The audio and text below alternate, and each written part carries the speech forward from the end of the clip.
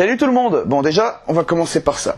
Aujourd'hui, ça va durer sûrement un peu plus que 3 minutes, donc j'en ai pas besoin. J'ai compris plein de choses avec ce Pérou-France. Et je vais vous expliquer pourquoi maintenant, entre l'équipe de France et moi, ça va beaucoup mieux se passer.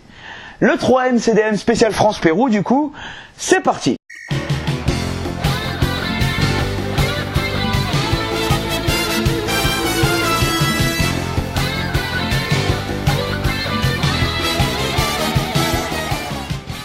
J'avais dit que j'allais avoir une vision positive de l'équipe de France et de ce match-là. Et en fait, j'ai compris comment appréhender l'équipe de France pour plus être dans le même état que lors du match de France-Australie et de plein de matchs de cette équipe sous l'Air des Champs. Mais avant ça, on va revenir sur 2-3 trucs. Premièrement, on est en 8e de finale. Et ça, c'est pas à négliger. Quand on voit certaines grosses nations qui vont devoir batailler au 3e match, je pense au groupe B, je pense à l'Argentine qui, quoi qu'il arrive, devra jouer jusqu'au bout ayant fait match nul au premier match.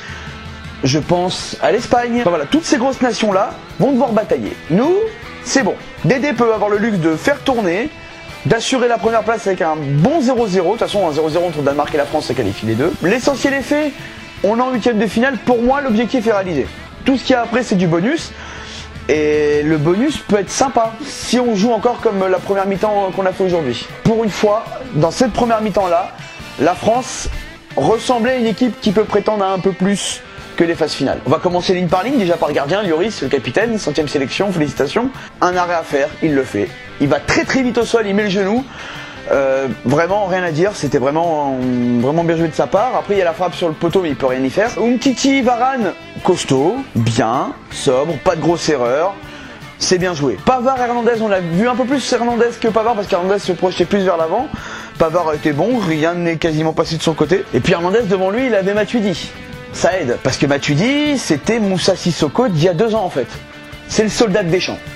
Deschamps lui a demandé de bloquer ce couloir là parce que les Péruviens sont là et de faire des kilomètres et Matuidi les a fait et avec ses 4 poumons il peut tenir 120 minutes de toute façon donc il les a fait, c'est pas toujours esthétique. Après avec la balle il court tellement que parfois il fait des erreurs simples de base très très simples mais il rend tellement service à l'équipe. Et puis ce qui est bien c'est qu'en isolant un peu Matuidi sur ce côté là sur un rôle très précis ça libère Kanté qui lui Margoton on parle de machine à laver, c'est ça quoi, il nettoie les ballons le mec. Qu'est-ce qu'il est fort. On a un joueur de classe mondiale, c'est lui. Faut pas chercher ailleurs de toute façon. S'il continue comme ça, on va au moins jusqu'en quart, il est dans l'équipe type du mondial.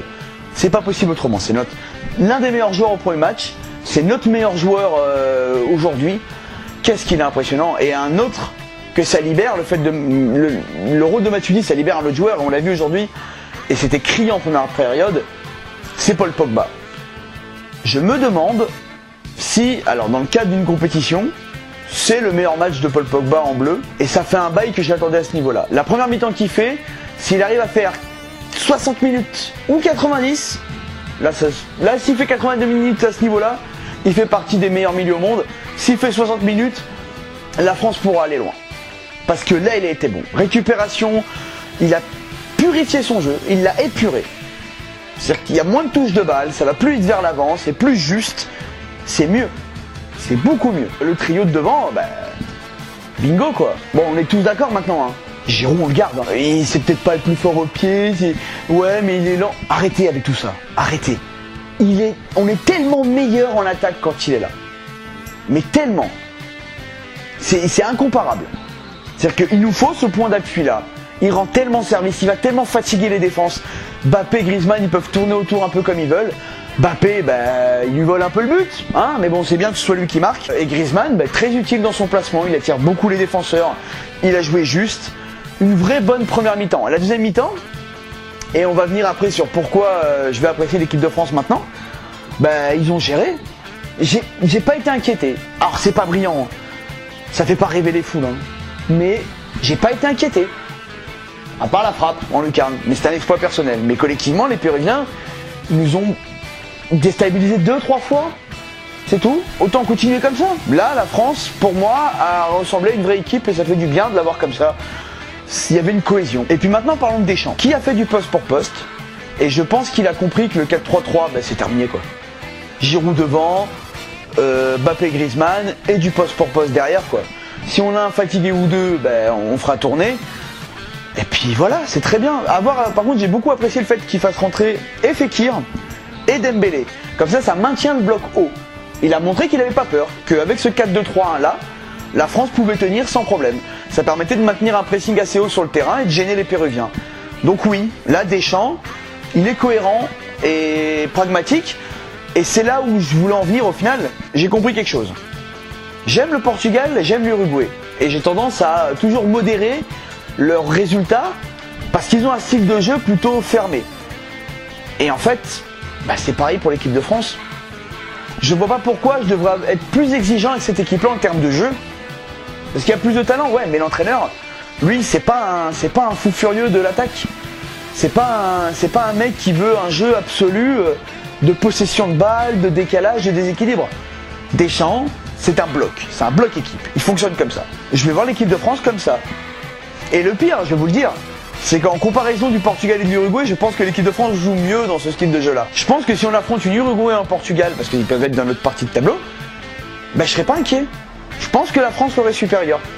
Et je pense que comme l'Uruguay et comme le Portugal, face aux nations qui ont du football, entre grands guillemets, parce qu'il n'y a pas qu'un seul football, mais qui manient le ballon avec un bloc haut, des bons joueurs mobiles capables de dribbler, la France fera peut-être un peu plus chier que l'Uruguay et le Portugal, parce que le talent pur, brut, et la cohésion d'équipe entre Giroud, Griezmann, Kanté, cet axe-là, Giroud, Griezmann, Kanté, Lloris et Umtiti Varane qui commence à être solide, avec ce truc-là, cette colonne vertébrale, on peut faire chier vraiment beaucoup de monde quoi.